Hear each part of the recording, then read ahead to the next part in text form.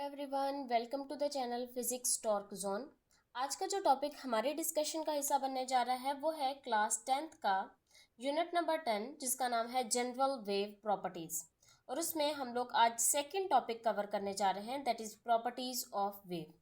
इससे पहले वाले लेक्चर के अंदर हम लोगों ने क्या स्टडी किया था, जो लेक्चर नंबर 1 था, इसमें हम लोगों ने वेव के इंट्रोडक्शन के बारे में स्टडी की थी, वेव की propagation, formation and all this type of stuff.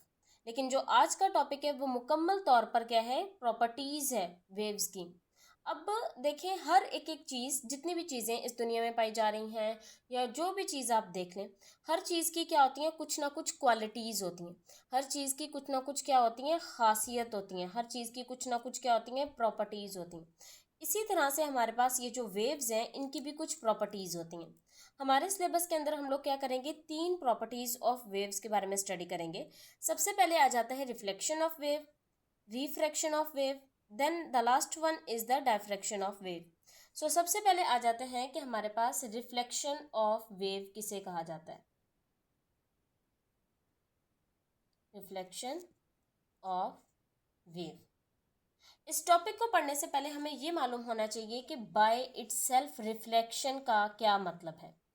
Reflection का क्या मतलब है, देखें, अगर हम लोग यहाँ पर देखें तो रिफ्लेक्शन का मतलब होता है किसी भी एक चीज़ का किसी भी सरफेस के साथ जाके टकरा कर वापस आने का प्रोसेस, बाउंस बैक होने का प्रोसेस, हमारे पास क्या कहला रहा होता है, रिफ्लेक्शन कहला रहा होता है। यानी कि एक ऐसा प्रोसेस जिसमें कोई भी चीज़ जो है वो हमारे पास जाके टकराती है, किसके साथ, किसी भी एक सरफेस के साथ, और उस सरफेस के साथ टकराने के बाद क्या हो जाती है, बाउंस बैक हो जाती है। इस प्रोसेस को क्या कहा जाता है, रिफ्लेक्शन कहा जाता है। क्या कहा जाता है, रिफ्लेक्शन कहा जाता है। अगर हम लोग देखें कि यहाँ पर आप क्या ले लें, एक बॉल ले लें, और मान लें ये क्या है कि हमारे पास एक बॉल है।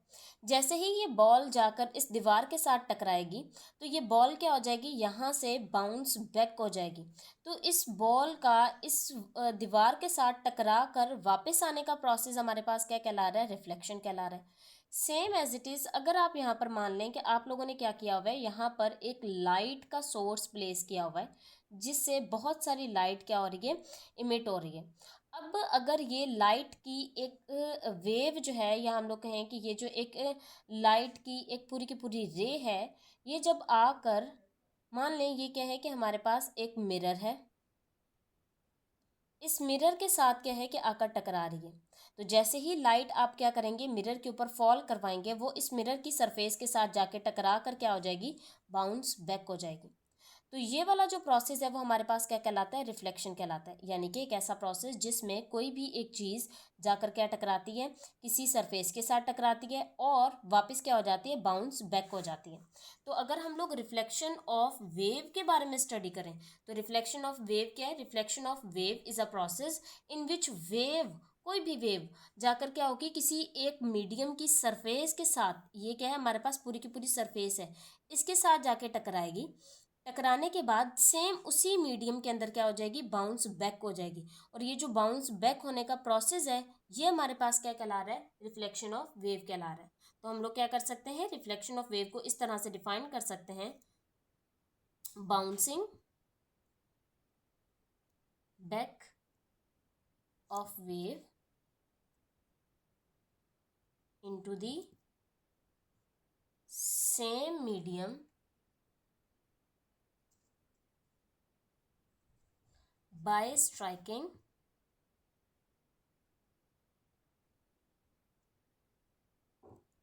a surface।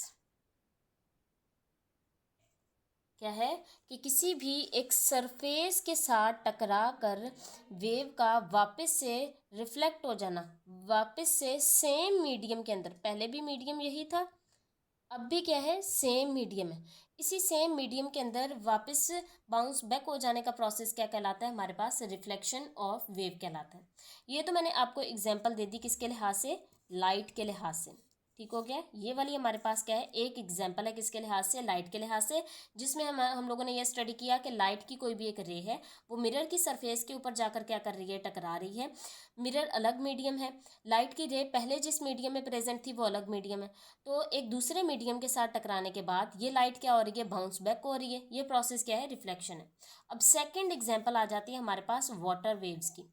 हम लोग क्या करेंगे, वाटर वेव्स की एग्जाम्पल के साथ क्या करते हैं, स्टडी करते हैं। मैंने क्या कहा कि हमने लाइट के बारे में स्टडी कर ली है, अब आ जाते हैं वाटर वेव्स के बारे में। देखिए यहाँ पर आप मान लें कि यहाँ से लेकर ये जो एरिया है ना, ये सारा का सारा समुंदर है, ठीक है।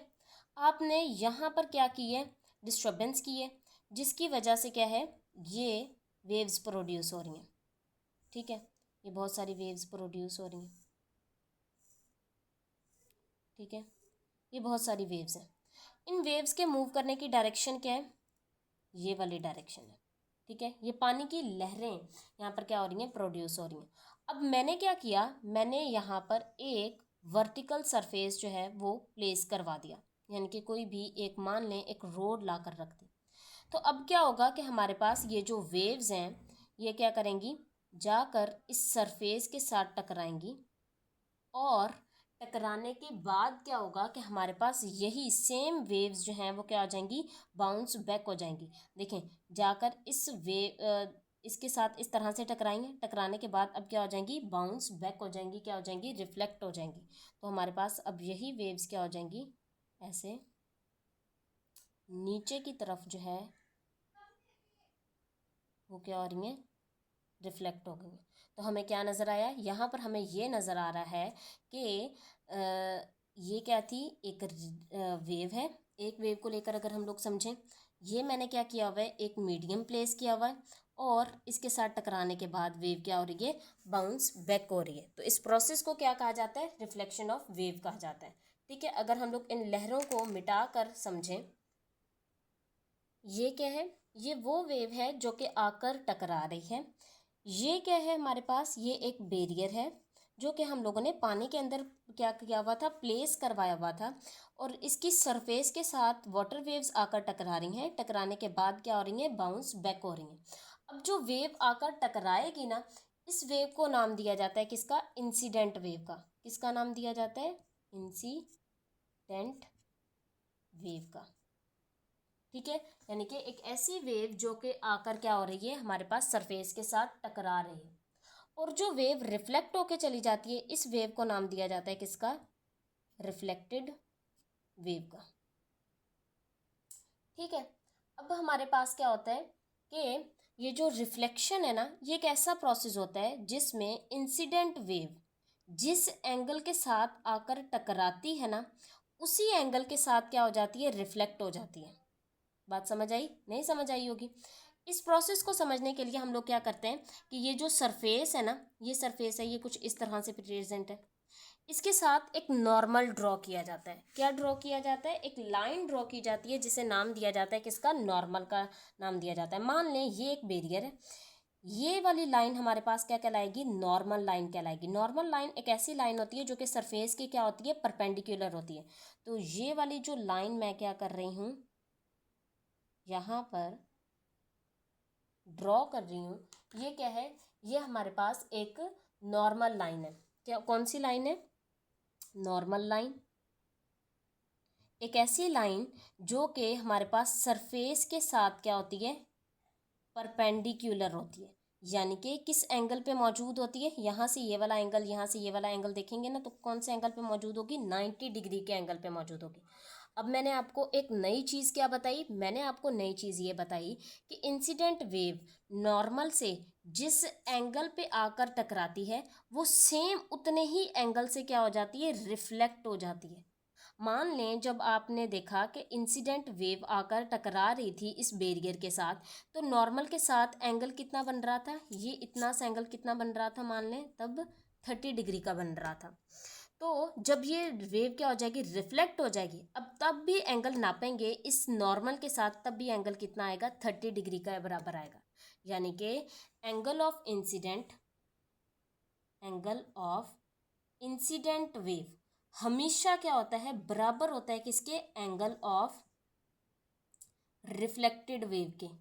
किसके अंदर, हमारे पास रिफ्लेक्शन ऑफ वेव के प्रोसेस के अंदर। ये बात आपको अच्छे तरीके से समझ आ गई है, ठीक है। तो ये वाला जो सारा का सारा प्रोसेस हम लोगों ने पढ़ा, ये क्या कहलाता है, रिफ्लेक्शन ऑफ वेव कहलाता है। यानी कि एक ऐसा प्रोसेस जिसमें वेव्स आकर क्या करती हैं, बैरियर के साथ टकराती हैं, टकराने के बाद क्या करती हैं, बाउंस बैक हो जाती हैं सेम मीडियम के अंदर। देखें, ये जो बैरियर है ना, इसे एक दूसरा मीडियम, बाहर वाला मीडियम समझा जाएगा। ये क्या है, एक अदर सरफेस है। लेकिन ये जो वेव पहले जिस मीडियम में मौजूद थी, पानी में मौजूद थी, अभी वापस क्या हो रही है, उसी मीडियम में आ रही है। तो रिफ्लेक्शन ऑफ वेव क्या है कि bouncing back of the wave in the same medium. Light की एग्जांपल आप लोगों ने देख ली, वाटर वेव की एग्जांपल आप लोगों ने देख ली। आप लोगों को ये भी पता चल गया कि रिफ्लेक्शन ऑफ वेव के अंदर इंसिडेंट वेव जिस एंगल के साथ आकर टकराती है, उसी एंगल से क्या हो जाती है, रिफ्लेक्ट हो जाती है। एंगल ऑफ रिफ्लेक्शन हमेशा, रिफ्लेक्टेड वेव हमेशा बराबर होता है एंगल ऑफ इंसिडेंट वेव के। और एंगल को किस तरह से मेजर किया जाता है, सरफेस के साथ एक नॉर्मल लाइन ड्रॉ कर ली जाती है, और एंगल जो है ना, वो इस नॉर्मल लाइन के साथ क्या किया जाता है, हमारे पास ड्रॉ किया जाता है, ठीक है। अब देखें, रिफ्लेक्शन ऑफ वेव के अंदर मैंने जो आपको एग्जांपल दी थी ना, मिरर वाली, आप सोच रहे होंगे कि वाटर वेव के अंदर तो मैंने ये बात कर दी कि जिस एंगल के साथ इंसिडेंट वेव आकर टकराती है, उसी एंगल के साथ क्या हो जाती है, रिफ्लेक्ट हो जाती है सरफेस के साथ ना। देखें, यहाँ पर मैंने वाटर वेव की तो बात कर दी, लेकिन जब मैंने मिरर की बात की तो आप सोच रहे होंगे कि देखें, मिरर के बारे में तो इसने ऐसा कुछ नहीं कहा। देखें, मिरर की जो एग्जांपल थी ना, अब देखिए, मिरर के टाइम पे क्या था कि मैंने ना इस मिरर को बिल्कुल इस तरह से स्ट्रेट प्लेस करवाया हुआ था। तो इसका नॉर्मल लाइन भी क्या होगी, ये क्या है, इसकी नॉर्मल लाइन है, ठीक है। इंसिडेंट वेव इस तरह से आकर टकरा रही है। मैंने उस टाइम आपको समझाने के लिए ना रिफ्लेक्टेड वेव कुछ इस तरह से बनाती थी, लेकिन हकीकत में ये होता है कि आप बिल्कुल सीधा खड़े होकर अगर लेज़र लाइट से मिरर के ऊपर आप क्या करेंगे, फॉल करवाएंगे ना लाइट के ऊपर, तो वो उसी लाइन के ऊपर दोबारा से रिफ्लेक्ट हो जाती है। तो हम लोग ये कह सकते हैं कि पहले भी नॉर्मल लाइन के साथ एंगल कितना था इंसिडेंट वेव का, 0 डिग्री, और इंसिडेंट वेव का भी एंगल 0 डिग्री, और रिफ्लेक्टेड वेव का भी क्या है, एंगल 0 डिग्री ही है। तो स्टिल क्या है, ये बात वैलिड है। देखें, बुक में जो आपकी दी हुई है ना डेफिनेशन, वो वाटर के लिहाज से दी हुई है, लेकिन अब जो मैं आपको डेफिनेशन बता रही हूँ, वो एक जनरल डेफिनेशन बता रही हूँ, जो सिर्फ वाटर वेव्स के ऊपर नहीं बल्कि हर किस्म की वेव के ऊपर क्या है, एप्लीकेबल है। वो वाली डेफिनेशन भी हम लोग स्टडी कर लेंगे, लेकिन एक मरतबा ये वाली जो डेफिनेशन है ना, ये लाइट के लिहाज से, ये जो मैं आपको अभी फर्स्ट एग्जाम्पल में हमेशा आपको किसकी देती हूँ, लाइट की देती हूँ, और सेकंड एग्जाम्पल मैं आपको दूंगी वाटर की, और जब वाटर की एग्जाम्पल दूंगी तो वाटर वाली डेफिनेशन भी लिख दूंगी, बस उसमें मीडियम की जगह वाटर का जिक्र किया हुआ है। देखिए, रिफ्रैक्शन ऑफ वेव का मतलब क्या है, refraction of wave is a simply change in direction of wave. ये क्या है, डायरेक्शन, वेव की डायरेक्शन में आने वाले चेंज को कहा जाता है। लेकिन कौन सा चेंज, एक ऐसा चेंज जब वेव एक मीडियम से दूसरे मीडियम में दाखिल होगी, तब जो डायरेक्शन में चेंज आता है उसे कहा जाता है रिफ्रैक्शन ऑफ वेव। नहीं समझ आया, दोबारा पढ़ें। When a wave enter from one medium to another medium at an angle, it will change its direction. और जो चेंज है डायरेक्शन में, वो हमारे पास क्या कहला रहा है, वो हमारे पास कहला रहा है रिफ्रैक्शन ऑफ वेव। किसी भी वेव का एक मीडियम से दूसरे मीडियम में दाखिल होने के बाद ये जो डायरेक्शन में चेंज आता है, इसे क्या कहा जाता है, इसे कहा जाता है क्या, रिफ्रैक्शन ऑफ वेव। आप एग्जांपल लें इसकी, मान लें ये एक ग्लास का एक टुकड़ा है, ठीक है, ये क्या है, एक ग्लास का टुकड़ा है। यहाँ पर बाहर क्या प्रेजेंट है, एयर प्रेजेंट है। ये क्या है, ये है ग्लास। अब आपको क्या नज़र आ रहा है, एयर एक अलग मीडियम है, ग्लास एक अलग मीडियम है, ठीक है। अब मैं क्या करूँगी कि जब कभी भी लाइट को इस तरह से इस ग्लास के ऊपर फॉल करवाऊंगी, तो उसके बाद क्या होगा कि हमारे पास ये लाइट जब एयर के अंदर थी तो उसकी डायरेक्शन कुछ इस तरह से थी। यही लाइट जब इस ग्लास के अंदर दाखिल होगी ना, तो इसकी डायरेक्शन क्या हो जाएगी, थोड़ी सी चेंज हो जाएगी, और फिर ये जब ग्लास से बाहर निकलेगी दोबारा से इसकी डायरेक्शन चेंज हो जाएगी। यानी कि हम लोग क्या कह सकते हैं, हम लोग ये कह सकते हैं कि ये क्या थी, लाइट। लाइट भी तो क्या है, एक वेव ही है, और इस वेव का एक मीडियम से दूसरे मीडियम में दाखिल होने के बाद ये जो डायरेक्शन में चेंज आया है ना, ये जो आने वाला डायरेक्शन में चेंज है, ये हमारे पास क्या कहला रहा है, ये कहला रहा है क्या, रिफ्रैक्शन। आई बात समझ, इतना सा आप नोट कर लें। अब मैं आ जाती हूँ हम लोग किसके ऊपर, वेव वाली, वाटर वाली एग्जाम्पल के ऊपर। ये कौन सी एग्जाम्पल थी, लाइट वाली एग्जाम्पल थी। अब आ जाते हैं वाटर वाली। इसमें भी क्या है कि when a wave enter from a region of deep water, कहाँ से, deep water, to a region of, कहाँ पर, शैलो वाटर के अंदर, then the wave will change its direction. क्या चेंज करेगी, चेंज इट्स डायरेक्शन। एंड ये जो आने वाला चेंज है डायरेक्शन के अंदर, यही हमारे पास क्या कहला रहा है, रिफ्रैक्शन कहला रहा है। अब यहाँ पर क्या बात की जा रही है, यहाँ पर ये बात की जा रही है कि अगर वाटर वेव क्या होगी, डीप वाटर से जब वो शैलो वाटर के अंदर मूव करेगी, तो ये जो आने वाला वाटर की डायरेक्शन में चेंज है, वाटर वेव की डायरेक्शन में चेंज है, वो हमारे पास क्या कहला रहा है, रिफ्लेक्शन कहला रहा है। ये मैंने आपको किसकी टर्म में बताया, वाटर की टर्म में बताया, वाटर वेव की टर्म में बताया। ये लाइट वेव की एग्जाम्पल दी आपको।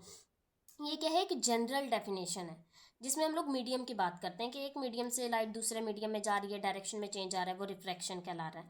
और ये वाली एग्जांपल आपको मैंने किसके लिहाज से दी है, वाटर के लिहाज से दी है कि वाटर वेव जो है जब एक मीडियम से दूसरे मीडियम के अंदर क्या होगी, दाखिल होगी। अब वाटर वेव की यहाँ पर एक हम लोग क्या कर लेते हैं, विजुअल एनालाइजेशन कर लेते हैं। देखें, हमारे पास डीप वाटर किसे कहा जाता है, डीप वाटर होता है जो गहरा पानी होता है, जो क्या होता है, बहुत ज़्यादा गहरा होता है। शैलो वाटर कहा जाता है जो क्या होता है, गहरा नहीं होता, मतलब थोड़ा क्या होता है, हल्का सा वाटर होता है, मतलब उसकी ना गहराई इतनी ज़्यादा नहीं होती, उसकी डेप्थ इतनी ज़्यादा नहीं होती। अब देखें, मान लें एक मेरे पास क्या है, वाटर का पूरा टैंक है। ये क्या है, वाटर का टैंक है। ये वाला पानी क्या है, यहाँ पर पूरा का पूरा ये जो वाटर है ना, पानी टैंक है ना, ये भरा हुआ है पानी के साथ। मुझे नज़र आ रहा है कि पानी की गहराई कितनी है, इतनी ज़्यादा क्या है, पानी की डेप्थ है। मैंने क्या किया, अभी एक लिया लोहे का ब्लॉक, और ये क्या लिया मैंने, एक लोहे का ब्लॉक ले लिया, और उस ब्लॉक को प्लेस करवा दिया इस टैंक के अंदर।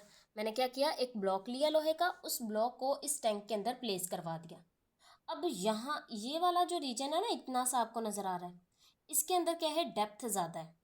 लेकिन ये वाला जो रीजन है, इसकी डेप्थ क्या हो गई है, कम हो गई है। यानी कि ये वाला जो रीजन है, ये क्या बन गया है हमारे पास, अभी शैलो रीजन बन गया है, जो इतना गहरा नहीं है। ये क्या बन गया है, शैलो रीजन बन गया है।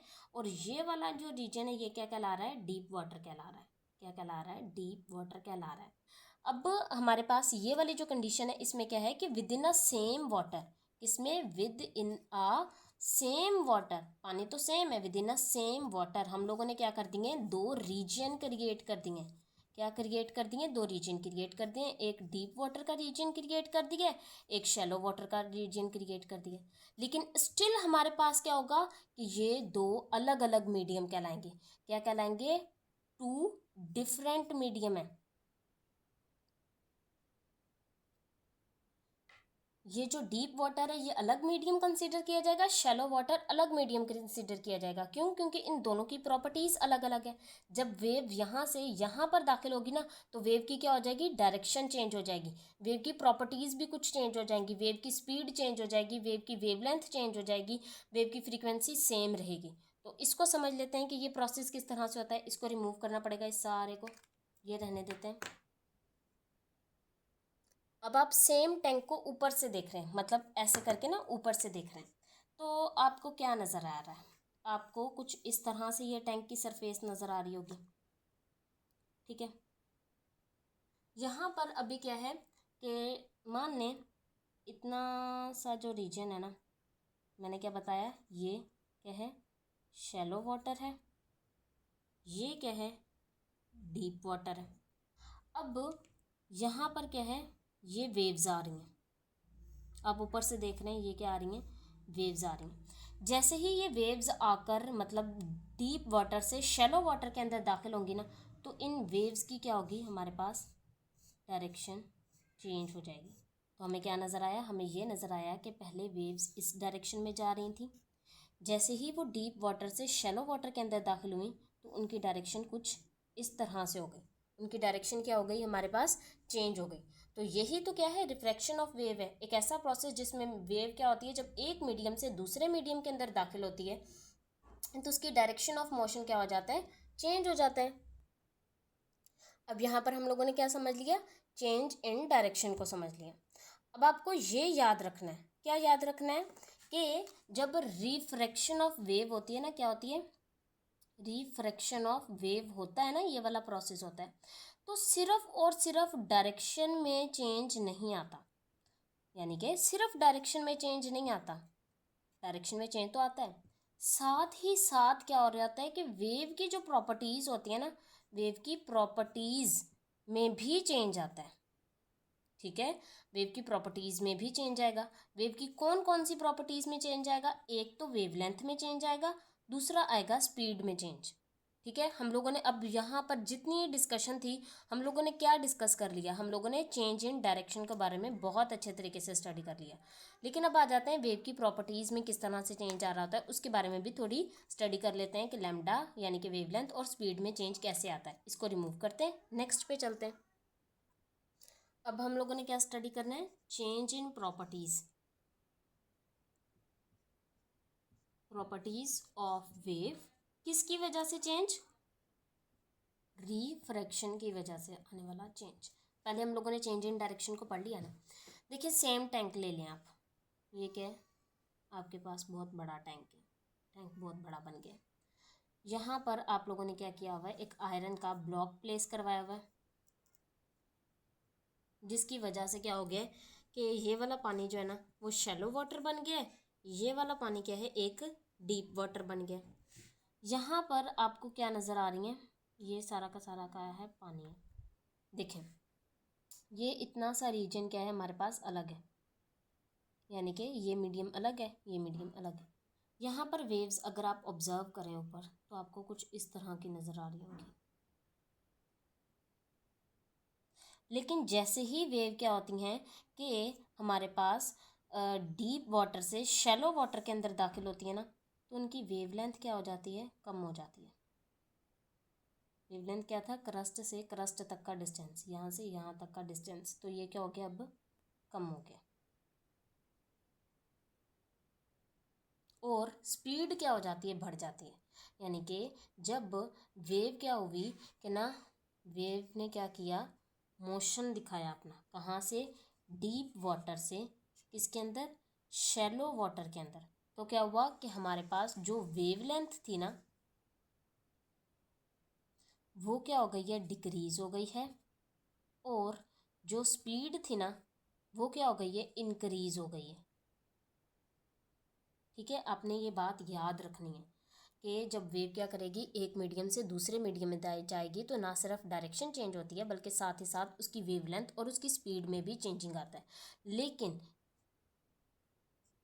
जो फ्रीक्वेंसी होती है ना वो हमेशा क्या रहती है, कांस्टेंट रहती है। ये जो फ्रीक्वेंसी है ना इसको आप आगे पढ़ेंगे, लेकिन फ्रीक्वेंसी कहा जाता है कि किस रेट के साथ वेव प्रोड्यूस हो रही है।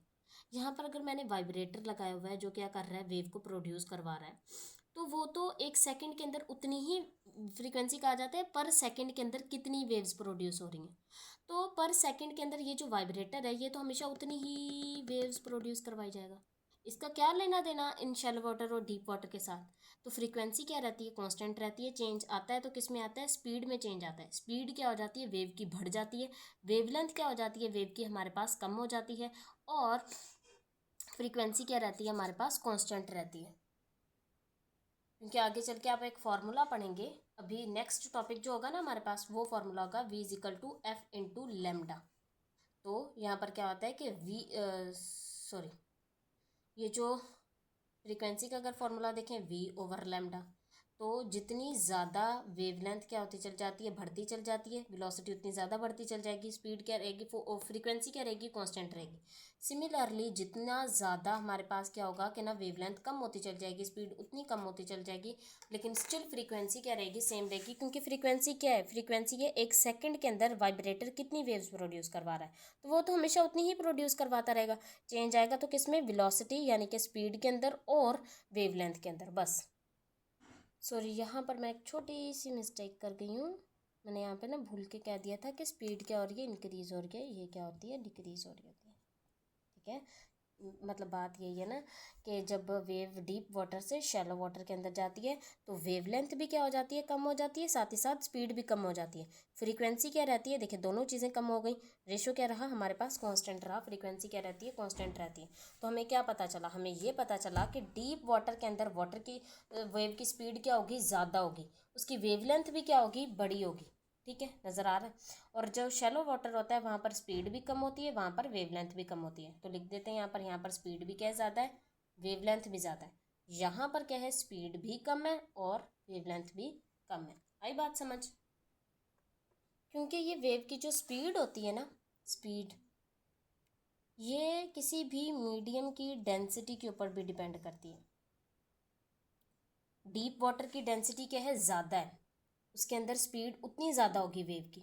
शैलो वाटर के अंदर डेंसिटी क्या है, कम है, तो उसके अंदर स्पीड क्या होगी, उतनी कम होगी। अब आ जाते हैं हमारे थर्ड एंड लास्ट टॉपिक के ऊपर, that is diffraction of wave. कि डायफ्रैक्शन ऑफ वेव किसे कहा जाता है, तो इसे रिमूव करते हैं, चलते हैं डायफ्रैक्शन ऑफ वेव की तरफ। अब हम लोग क्या पढ़ रहे हैं, डायफ्रैक्शन ऑफ वेव पढ़ रहे हैं। डायफ्रैक्शन ऑफ वेव को हम लोग इस तरह से इसकी डेफिनेशन लिख सकते हैं। क्या डेफिनेशन लिखेंगे, डेफिनेशन हम लोग ये लिखेंगे इसकी कि दी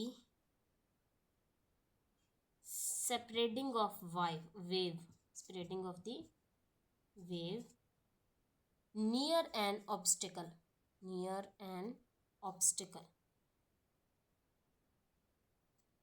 इसको याद रखना है आपने, is called डायफ्रैक्शन। क्या कहला रहा है, डायफ्रैक्शन ऑफ वेव कहला रहा है। अब ऑब्स्टिकल किसे कहा जाता है, ऑब्स्टिकल कहा जाता है रुकावट को। दोबारा पढ़ के देखें अभी कि डायफ्रैक्शन ऑफ वेव क्या है, डायफ्रैक्शन ऑफ वेव है कि किसी भी एक ऑब्स्टेकल के पास जाकर, किसी भी एक रुकावट के पास जाकर वेव का सेपरेट होने का प्रोसेस क्या कहलाता है, डायफ्रैक्शन कहलाता है। The spreading of the wave near N obstacle is called diffraction. किसी भी ऑब्स्टेकल के नज़दीक जाकर वेव का क्या हो जाना, सेपरेट हो जाना, फैल जाना, क्या हो जाना, फैल जाना, वो हमारे पास क्या कहलाता है, डायफ्रैक्शन ऑफ वेव कहलाता है। अब यहाँ पर मान लें ये इतना बहुत बड़ा क्या है, हमारे पास समुंदर है, ये इतना सा रीजन क्या है आपके पास, समुंदर है। ठीक है, यहाँ पर आप खड़े होकर पत्थर मारी जा रहे हैं, ये आप क्या कर रहे हैं, भला भला क्या कर रहे हैं, आप बहुत ताकतवर हैं, आपने एक फटा ले लिया, पूरा बहुत बड़ा लंबा सा फटा ले लिया ना, अब ऐसे ऐसे वाटर के अंदर मार रहे हैं। अब देख रहे हैं यहाँ पर ना बहुत सारी लहरें प्रोड्यूस हो रही होंगी, क्या हो रही होंगी, लहरें प्रोड्यूस हो रही होंगी। आप देख रहे हैं इतनी ज़्यादा लहरें प्रोड्यूस हो रही, सारी क्या है, इतनी ज़्यादा क्या हो रही हैं, लहरें प्रोड्यूस हो रही हैं। वाओ। अब यहाँ पर खड़े होकर ना, एक तो इस फटे को, यानी कि इस फटे को हम नाम दे देते हैं किसका, वाइब्रेटर का ना। एक तो आप वाइब्रेटर से क्या कर रहे थे, इस पानी को डिस्टर्ब कर रहे थे। आपने डिस्टर्ब करने से फिर भी आपको सुकून नहीं आया, आपने देखा इतनी सारी वेव्स बन रही हैं, आप डिस्टर्ब किए जा रहे हैं, किए जा रहे हैं, किए जा रहे हैं, आपको ना फिर भी मज़ा नहीं आ रहा। आप कह रहे हैं इतने से तो कुछ नहीं हो रहा। आपने क्या किया, अपने दोस्त को बुलाया, आपने अपने दोस्त से कहा कि मैं यहाँ पर पानी पे के किनारे पे खड़ा होकर इस वाइब्रेटर को ऐसे ऐसे कर रहा हूँ और साथ में वेव्स प्रोड्यूस हो रही हैं, इतना मज़ा नहीं आ रहा, तो मैं एक काम करो कि यहाँ पर ला कर ना एक रुकावट रख दो। क्या रख दो, एक रुकावट रख दो। तो आपके दोस्त ने क्या किया, एक और फटा लिया और उस फट्टे को लाकर यहाँ पर रख दिया। आपने ये ऑब्जर्व किया कि सारी की सारी वेव्स क्या हो गई हैं, अब आगे जाना बंद हो गई हैं। क्यों आगे जाना बंद हो गई हैं, क्योंकि अब वो यहाँ पर तो रुक गई। फिर आपने अपने दोस्त से कहा कि नहीं भाई, आप क्या करो, इतना सा ना इसके अंदर सुराख रख दो, यानी कि इतना सा क्या रख दो, सुराख रख दो। तो ये क्या है, हमारे लिए एक रुकावट है। किसके लिए रुकावट है? एक वेव के लिए क्या रुकावट है, यानी कि ऑब्स्टेकल है। तो अब वेव क्या करेगी? वेव यहाँ पर ना अपना डायफ्रैक्शन ऑफ वेव का प्रोसेस शो करेगी। वो ये दिखाएगी कि जैसे ही अब ये वेव, ये वाली वेव्स तो यहाँ पर जाकर क्या हो गई हैं, ख़त्म हो रही हैं किस्म की ना। तो जब ये सारी वेव्स यहाँ पर पहुँचेंगी ना, तो ये क्या करेंगी, यहाँ पर जाने के बाद ना ऐसे स्प्रेड होने लग जाएंगी, फैलने लग जाएंगी। इस सुराख से निकलने के बाद इस तरह से बड़ी बड़ी आपको ना सर्कुलर ऐसे लहरें नज़र आएंगी। तो ये जो प्रोसेस है, ये हमारे पास क्या कहला रहा है, डायफ्रैक्शन ऑफ वेव कहला रहा है। यानी कि एक ऐसा प्रोसेस जिसमें ये जो वेव है, जैसे ही ये इस रुकावट के पास जाती है, तो इस रुकावट से गुजरने के बाद इस तरह से फैलने लग जाती है। ठीक है। अगर तो क्या है कि ये जो ऑब्स्टेकल है, इसका साइज एग्जैक्टली इस क्या है, वेवलेंथ के बराबर है। यानी कि जितना सा वेवलेंथ है उतना सा ही क्या है कि हमारे पास जो है ना इस ऑब्स्टेकल का साइज है। तब क्या होगा कि हमारे पास सर्कुलर वेवलेंथ बनेगी। ठीक है, सॉरी, सर्कुलर क्या होंगे, आगे जाके वेव फ्रंट्स हमें बनते हुए नजर आ रहे होंगे। लेकिन इन केस क्या है कि आपने क्या किया हुआ है, बहुत बड़ी रुकावट रखी हुई है यहाँ पर, मतलब सॉरी बहुत बड़ा गैप रखा हुआ है ना। गैप छोटा नहीं है, गैप क्या है, बहुत बड़ा है। तो फिर क्या होगा, फिर हमारे पास ये जो आगे वेव की सेपरेटिंग होती हुई हमें नज़र आएगी ना, ये सर्कुलर नज़र नहीं आ रही होगी, बल्कि कैसी नज़र आ रही होगी, थोड़ी प्लेन नज़र आ रही होगी, इस तरह की। इस सुराख से गुजरने के बाद वेव्स कुछ इस तरह की प्लेन हो जाएंगी। यानी कि डायफ्रैक्शन ऑफ वेव क्या है, diffraction of wave is a process in which wave will separate after passing through a separate obstacle. किसी भी ऑब्स्टेकल के नज़दीक जाने के बाद, ये क्या है, ऑब्स्टेकल है, इसके नज़दीक जाने के बाद ये जो वेव है इस तरह से क्या होने लग जाती हैं, सेपरेट होने लग जाती हैं। ये क्या कहलाता है, डायफ्रैक्शन ऑफ वेव कहलाता है। हमने पढ़ लिया रिफ्लेक्शन ऑफ वेव, यानी कि वेव का बाउंस बैक हो जाना। रिफ्रैक्शन ऑफ वेव यानी कि वेव का एक मीडियम से दूसरे मीडियम में जाने के बाद अपनी डायरेक्शन को चेंज कर लेना, या डायरेक्शन को चेंज कर लेना ना, इतना भी पीछे थोड़ी जाएगा, इतना सा डायरेक्शन को चेंज किया, पहले इस डायरेक्शन में जा रही थी, अभी इतना सा चेंज कर लिया। डायफ्रैक्शन ऑफ वेव यानी कि किसी भी एक रुकावट के पास जा करना, ये रुकावट के पास वेव आई, क्या हो जाना, इसका सेपरेट हो जाना, स्प्रेड हो जाना, बिल्कुल क्या हो जाना, फैल जाना। तो उम्मीद है आपको ये लेक्चर बहुत अच्छे तरीके से समझ आया होगा। आपने क्या करना है कि ना, इस लेक्चर को स्टडी करने के बाद अपनी बुक को अच्छे तरीके से पढ़ना है। आपको एक एक लाइन जो उसके अंदर लिखी हुई है ना, हर एक एक चीज़ बहुत अच्छे तरीके से समझ आएगी। और अगर आप चाहते हैं तो मैं आपको ये वाली पिक्चर्स भी शो करवा देती हूँ, जो कि बिल्कुल विजिबल आई एम श्योर होंगी आपके सामने यहाँ पर। या तो यहाँ पर क्या है, बहुत ज़्यादा विजिबल है, आप देख सकते हैं कि यहाँ पर प्लेन वेव्स बन रही हैं, यहाँ पर सर्कुलर वेव्स बन रही हैं। क्योंकि यहाँ पर ये जो ऑब्स्टेकल था उसका साइज़ बड़ा था, यहाँ पर क्या है, छोटा है। और बाकी सारी चीज़ें तो हम लोगों ने क्या कर ली हैं, कवर कर ली हैं। Thank you, don't forget to subscribe my channel if this lecture are helpful for you.